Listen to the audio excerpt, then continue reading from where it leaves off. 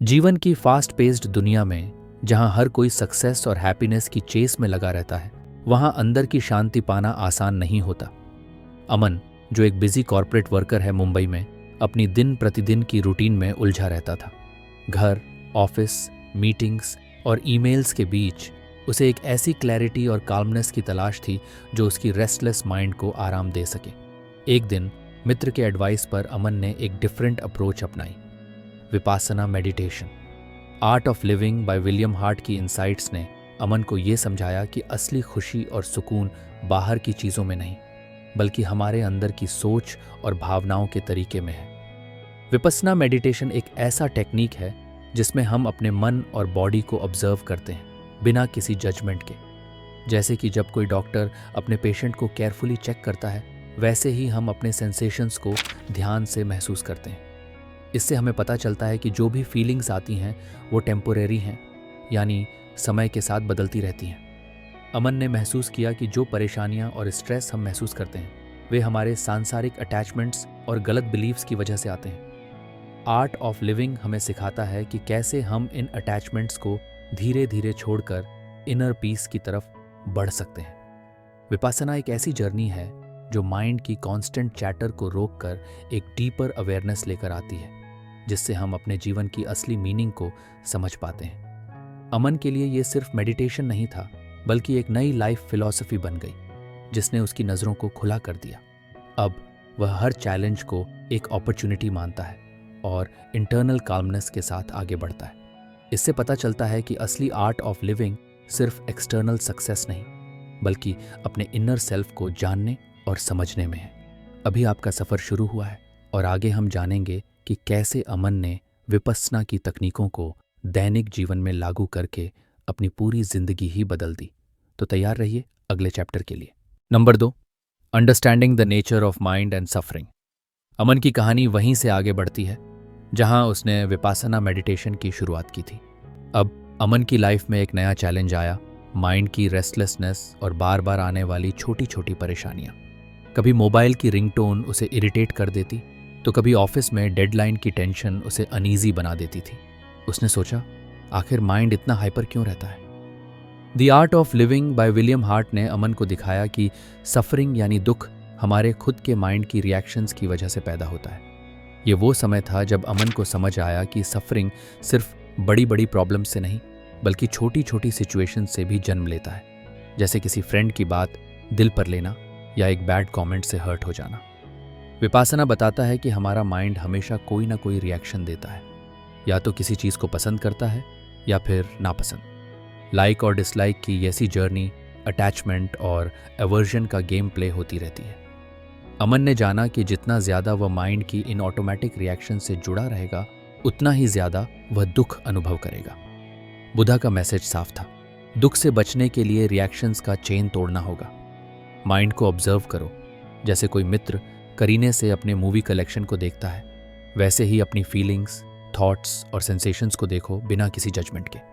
आखिरकार अमन ने रियलाइज़ किया कि हर एक्सपीरियंस टेम्परेरी है, चाहे खुश होना हो या उदास, सब बदलता रहता है। जैसे वेदर कभी सनी कभी रेनी होता है, वैसे ही मन भी बदलता है। सफरिंग का रूट है हमारी गलत बिलीव्स और उन पर की गई टाइट पकड़। विपासना सिखाता है कि अवेयरनेस और न्यूट्रलिटी से हम अपने माइंड की कंडीशनिंग को रिकॉग्नाइज कर सकते हैं और धीरे धीरे सफरिंग से बाहर आ सकते हैं। यही लेसन अमन ने अपने डे टू डे स्ट्रगल्स में अप्लाई किया। अब वह छोटी छोटी बातों में उलझने के बजाय इनर कामनेस के साथ रिएक्शंस को समझने और रहने लगा। ये जर्नी सफरिंग की नेचर को समझने से शुरू होती है, जो हमें खुद के अंदर झांकने और माइंड को करीब से जानने का मौका देती है। Number 3, technique of Vipassana meditation. अब अमन की जर्नी में सबसे एक्साइटिंग मोड आता है जब वह विपासना मेडिटेशन के एक्चुअल टेक्निक को सीखता है। इमेजिन करो, अमन अपनी कोजी रूम में बैठा हुआ है, मोबाइल साइलेंट मोड पर डाल चुका है और उसने डिसाइड कर लिया है कि आज वह अपनी माइंड की वर्ल्ड को एक्सप्लोर करेगा। विपासना मेडिटेशन की शुरुआत होती है अपने पूरे ध्यान को अपनी सांसों पर लाना। जैसे ही अमन अपनी आंखें बंद करता है, वह महसूस करता है कि उसकी ब्रेथ नॉस्ट्रिल्स से अंदर जा रही है और फिर बाहर आ रही है, बिल्कुल वैसे ही जैसे कोई ट्रैवलर प्लेटफॉर्म से ट्रेन आते जाते देखता है। विपासना का सबसे इंपॉर्टेंट पार्ट है ऑब्जर्विंग सेंसेशंस। अमन सिस्टमैटिकली अपने ध्यान को सिर से लेकर पैर तक ले जाता है। हर बॉडी पार्ट पर उसकी अटेंशन कुछ सेकंड्स के लिए टिकती है और वह महसूस करता है कि कहीं हल्की खुजली है तो कहीं कूलनेस की फीलिंग है। पर यहाँ रूल है, ना तो प्लेजेंट सेंसेशन को पकड़ना है, ना अनप्लेजेंट फीलिंग से भागना है। उसे बस ऑब्जर्वर बनकर एक न्यूट्रल जज की तरह चीज़ों को एक्सेप्ट करना है, बिना किसी रिएक्शन के। जैसे कोई रेफरी फुटबॉल मैच में सिर्फ ऑब्जर्व करता है, वैसे ही जब माइंड भटकने लगे या उबाऊ महसूस हो तो अमन वापस अपनी सांस पर ध्यान ले आता है। यही विपासना की मददगार ट्रिक है। थॉट्स कभी कभी बर्थडे पार्टी, कभी किसी लड़ाई या कभी वर्क प्रेजेंटेशन पर जाने लगती हैं, मगर अमन ने सीखा है उन्हें नोट करना है, जैसे थिंकिंग, प्लानिंग, रिमेंबरिंग। फिर कामली सांस पर ध्यान वापस। धीरे धीरे अमन रियलाइज करता है कि सेंसेशंस और थॉट्स टेम्पररी होते हैं, जैसे क्लाउड्स स्काई में आते जाते हैं। विपासना टेक्निक सिखाती है कि माइंड और बॉडी की इंटरकनेक्शन को समझो, सेंसेशंस को ऑब्जेक्टिवली ऑब्जर्व करो और जो भी फीलिंग्स आएं उन पर रिएक्शन मत दो। इसी एटीट्यूड से अमन की लाइफ में पेशेंस और सेल्फ कंट्रोल आने लगता है। यही विपासना की असली टेक्निक है। खुद को ऑब्जर्व करो, सेंसेशंस को एक्सेप्ट करो और न्यूट्रलिटी के साथ लाइफ को जीना सीखो। आगे अमन सीखेगा कि इन्हीं टेक्निक्स की मदद से वह डेली लाइफ में स्ट्रेस फ्री और ज़्यादा जॉयफुल बन सकता है। हेलो फ्रेंड्स, सबसे पहले तो मैं आपका दिल से धन्यवाद करना चाहता हूँ कि आप अभी तक हमारे साथ जुड़े हुए हैं और ये वीडियो सुन रहे हैं। ये हमारा नया चैनल है जहाँ हम आपके लिए ऐसी ही इंस्पायरिंग और दिल को छू लेने वाली किताबों की समरीज लाते रहेंगे, ताकि आपकी ज़िंदगी में पॉजिटिविटी और मोटिवेशन आए। अगर आपको अभी तक हमारा कंटेंट अच्छा लग रहा है तो मैं आपसे एक बहुत ही छोटी सी रिक्वेस्ट करना चाहता हूँ। प्लीज़ हमारे चैनल को सब्सक्राइब ज़रूर करें और वीडियो को लाइक करें। आपका ये छोटा सा सपोर्ट हमारे लिए बहुत बड़ा मतलब रखता है। इससे हमें नई एनर्जी मिलती है और हम आपके लिए और भी बेहतर वीडियोस बनाने के लिए मोटिवेटेड रहते हैं। तो चलिए इस जर्नी में हमारे साथ जुड़े रहें और मिलकर अपने जीवन को और भी खुशहाल और पीसफुल बनाएं। तो चलिए कहानी को आगे बढ़ाते हैं। Number 4, achieving true inner peace. Aman की विपासना जर्नी अब वहाँ पहुँच गई है जहाँ असली इनर पीस का एक्सपीरियंस होता है। अब अमन ने माइंड की कंडीशनिंग को समझ लिया है, सेंसेशंस को ऑब्जर्व करने की प्रैक्टिस रेगुलर बना ली है और अब वो जानता है कि शांति का मतलब केवल बाहर की साइलेंस या कोई वेकेशन नहीं, बल्कि अपने अंदर के थॉट्स और इमोशंस का पीसफुली सामना करना है। एक शाम अमन बालकनी में बैठा था। चाय की एसआइप लेते हुए उसने महसूस किया कि अब पहले जैसा स्ट्रेस या इरिटेशन उसकी लाइफ में ज़्यादा देर टिकता ही नहीं। विपासना ने अमन को ये सिखाया कि हर रिएक्शन टेम्पररी है, हर फीलिंग क्लाउड्स की तरह आती जाती है। Instead of fighting with anger या सैडनेस, अब वह उन्हें सिर्फ देखता है, न्यूट्रल जज की तरह। विपासना की डीप प्रैक्टिस ने अमन में सेल्फ अवेयरनेस और कंपैशन डेवलप किया है, जिससे न सिर्फ वह खुद काम रहता है बल्कि आसपास के लोगों को भी पॉजिटिविटी देता है। अब छोटी छोटी बातें जैसे मेट्रो में क्राउड या बॉस की रिब्यूक उसे डिस्टर्ब नहीं करती, क्योंकि उसने पेशेंस डेवलप कर लिया है। Art of living by William heart के अनुसार इनर पीस तब आती है जब हम अपने माइंड को ऑब्जर्व करना और नकारात्मकता को धीरे धीरे फ्री होने देना सीख जाते हैं। अमन की लाइफ में अब एक इमोशनल बैलेंस और रेजिलियंस आ गया है, जिससे चैलेंजेस उसके ग्रोथ और हैप्पीनेस के लिए स्टेपिंग स्टोन्स बन गए हैं। विपासना की पावर ने उसे ये समझाया कि रियल हैप्पीनेस एक्सटर्नल चीज़ों में डिपेंड नहीं करती, बल्कि उस अवेयरनेस में है जिससे हम हर पल को फुली एक्सेप्ट कर सकें। अमन जो पहले हर टाइम फ्यूचर या पास्ट में ही उलझा रहता था, अब प्रेजेंट मोमेंट को बड़ी ऑथेंटिसिटी और ग्रैटिट्यूड के साथ जीने लगा है। इससे उसका माइंड नेचुरली शांत रहता है और रिलेशनशिप्स भी हेल्थी होते जा रहे हैं। अमन की कहानी यहीं खत्म नहीं होती। आगे यही ठहराव और इनर पीस उसकी लाइफ में और भी बड़े ट्रांसफॉर्मेशन लाने वाला है। अगले चैप्टर में आप जानेंगे कि अमन ने इन लर्निंग्स को रियल लाइफ सिचुएशंस में कैसे अपस्केल किया और कि उसने समाज और अपने दोस्तों की मदद के लिए कौन से न्यू स्टेप्स लिए। Number 5, application in daily life. अब अमन की विपासना जर्नी से आपको ये सीखना है कि इस मेडिटेशन को सिर्फ कुशन पर बैठकर ही नहीं, बल्कि रोज़मर्रा के रूटीन में भी अपनाना है। अब अमन एक नॉर्मल डे की शुरुआत करता है। सुबह उठते ही वह अपनी ब्रेथ पर ध्यान देता है कुछ मिनट्स के लिए, बिना किसी डिस्ट्रैक्शन के। चाहे अलार्म की साउंड हो या मोबाइल के नोटिफिकेशंस, अमन ने सीखा है इंस्टेंट रिएक्शन ना देकर कामली ऑब्जर्व करना। विपासना की प्रैक्टिस ने उसे सिखाया कि हर छोटी इरिटेशन जैसे ट्रैफिक जैम या वर्कलोड के बीच भी रिएक्शंस पर कंट्रोल करना पॉसिबल है। लंच ब्रेक के दौरान भी अमन कुछ मिनट्स के लिए माइंडफुल ईटिंग करता है। हर बाइट, टेस्ट और टेक्सचर का ध्यान से अनुभव करता है, ठीक वैसे ही जैसे विपासना में सेंसेशंस को ऑब्जर्व किया जाता है।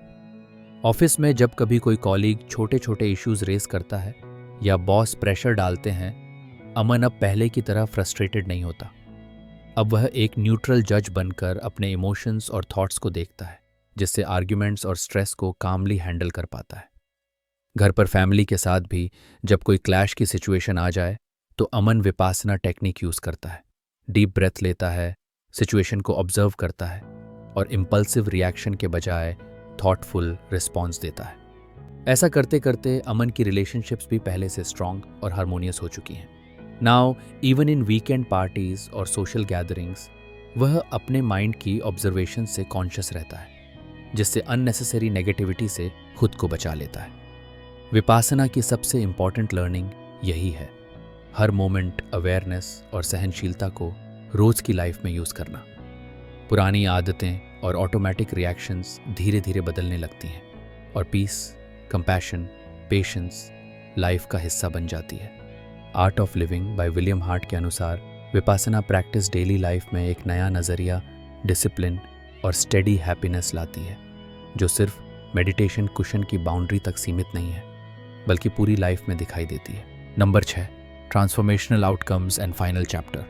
अब अमन की विपासना जर्नी अपने आखिरी मोड़ पर पहुंच गई है और उसकी लाइफ में जो ट्रांसफॉर्मेशन आया है वो सचमुच इंस्पायरिंग है। इस मेडिटेशन की प्रैक्टिस से अमन ने फियर और इनसिक्योरिटी जैसी फीलिंग्स को धीरे धीरे रिलीज करना सीख लिया है। जहां पहले कोई भी न्यू चैलेंज उसे नर्वस कर देता था, अब वह हर सिचुएशन को एक सीख के रूप में देखता है, जैसे किसी गेमर को हर लेवल में थ्रिल मिलता है। विपासना ने उसे सिखाया कि असली हैप्पीनेस कोई डेस्टिनेशन नहीं बल्कि एक कांस्टेंट प्रोसेस है, जिसमें सेल्फ अवेयरनेस और एक्सेप्टेंस का मैजिक है। अब अमन हर मॉर्निंग को ग्रैटिट्यूड के साथ स्टार्ट करता है और हर नाइट सैटिस्फाइड स्लीप लेता है, क्योंकि उसे लगता है कि उसने आज कुछ नया सीखा। Art of living by William heart की समझ ने उसे ये रियलाइजेशन दिलाई कि दूसरों की नेगेटिविटी या वर्ल्ड की प्रॉब्लम्स उसके खुद के पीस को डिस्टर्ब नहीं कर सकती, जब तक वह खुद अवेयर और कंपोज्ड रहता है। विपासना ने उसे दूसरों के लिए भी सपोर्ट सिस्टम बना दिया। अब उसके फ्रेंड्स और फैमिली उसकी काम प्रेजेंस के लिए उसे अप्रिशिएट करते हैं और वह अपना पॉजिटिव आउटलुक नेचुरली शेयर करता है। अमन ने अब खुद को प्रूव करना छोड़ दिया है और कंपैरिजन से फ्री होकर अपनी जर्नी को सेलिब्रेट करना सीख लिया है। उसकी सोच में मैच्योरिटी और डेप्थ आ गई है। पास्ट रिग्रेट्स या फ्यूचर वरीज अब माइंड में ज़्यादा देर टिकती नहीं। विपासना के चलते उसने पेशेंस, कंपैशन और रेजिलियंस को अपनी लाइफ की फाउंडेशन बना लिया है। आज अमन को जिंदगी एक गिफ्ट लगती है, जिसमें हर मोमेंट को कॉन्शियसली और खुशी से जिया जा सकता है। आर्ट ऑफ लिविंग की टीचिंग्स ने उसे यह एम्पावरिंग फीलिंग दी कि असली पावर उसके खुद के अंदर है, माइंडफुल अवेयरनेस से। अब अमन हर नए दिन को एक न्यू एडवेंचर की तरह वेलकम करता है, नोइंग कि विपासना का रास्ता एंडलेस ग्रोथ और स्पिरिचुअल हैप्पीनेस का गेट खोल देता है। यहीं अमन की विपासना जर्नी एक ब्यूटीफुल पॉज लेती है, लेकिन असली ट्रांसफॉर्मेशन तो इसी अवेयरनेस और इनर स्ट्रेंथ के साथ आगे बढ़ना है, क्योंकि वही है जिंदगी जीने की असली कला। दोस्तों, हमारे साथ इस वीडियो को अंत तक देखने के लिए दिल से धन्यवाद। मुझे उम्मीद है कि आपको ये समरी पसंद आई होगी और कुछ नया सीखने को मिला होगा। अब आपकी बारी है, आपको इस वीडियो का कौन सा हिस्सा सबसे ज़्यादा इम्पैक्टफुल लगा? नीचे कमेंट बॉक्स में अपने थॉट्स और फीलिंग्स ज़रूर शेयर करें। आपकी राय हमारे लिए बहुत मायने रखती है और इससे हमें बेहतर कंटेंट बनाने में मदद मिलती है। अगर वीडियो अच्छा लगा हो तो लाइक और शेयर करना ना भूलें और हाँ, हमारे चैनल को सब्सक्राइब ज़रूर करें ताकि आपसे अगली किताब की नई जर्नी मिस ना हो। फिर मिलते हैं अगले वीडियो में। तब तक खुश रहिए और मुस्कुराते रहिए।